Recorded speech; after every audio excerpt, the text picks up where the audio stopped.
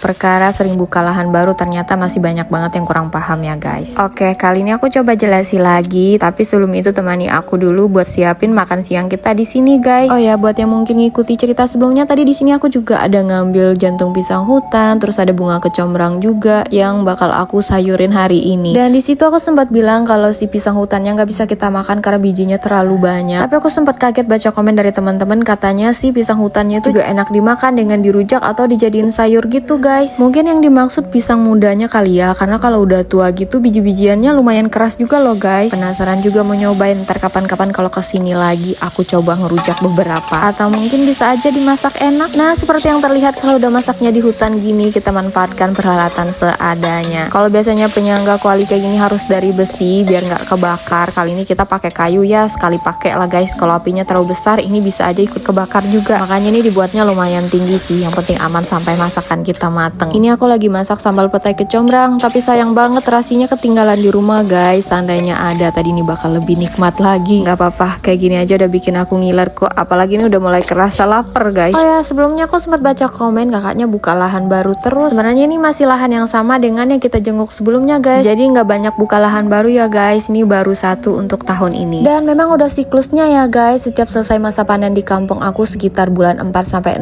waktunya untuk survei lahan baru lagi untuk kita berladang berikutnya. Dan mungkin di sini banyak yang salah paham karena aku sebutnya lahan baru, bukan berarti menggarap hutan rimba baru yang belum pernah dijamah orang ya guys. Karena bisa dibilang hutan rimba yang masih perawan, yang belum terjangkau terjamah atau belum ada pemiliknya itu cukup jauh dari pedesaan. Jadi kalaupun mau berladang di sana akses jalannya pasti sangat susah. Jadi yang aku sebut lahan baru ini adalah bekas lahan kita sendiri di tahun-tahun sebelumnya yang udah kembali subur guys. Atau bisa juga lahan yang baru kita beli dari orang. Justru ini aku udah ngiler banget sama si umbut rotannya dari tadi guys. Meskipun rasanya agak pahit tapi nagih. Inilah salah satu alasan kenapa tinggal di kampung itu bisa cukup irit guys. Untuk makan aja walaupun mungkin gak bisa berkebun, banyak banget yang udah disiapkan alam yang bisa kita ambil secara gratis gini guys. Oh ya, sambil makan ini kita lanjut soal lahan baru lagi. Meskipun aku perhatiin udah banyak yang paham juga, bahkan ada yang bilang aturan di sini sama dengan daerah mereka. Jadi rata-rata hutan di sekitar desa kita itu udah ada pemiliknya guys. Dan kepemilikan lahan ini warisan turun-temurun dari orang tua kita sebelumnya yang pertama kali membuka hutan rimbanya. Jadi di sini juga ketahuan guys, yang lahannya paling banyak berarti orang tua mereka dulu paling rajin dan kuat kerja. Nah, kenapa kita berladangnya tuh berpindah-pindah? Karena kita cuma mengandalkan kesuburan alami dari tanah aslinya guys. Jadi selesai panen lahannya akan kita biarkan untuk menjadi hutan dan subur kembali.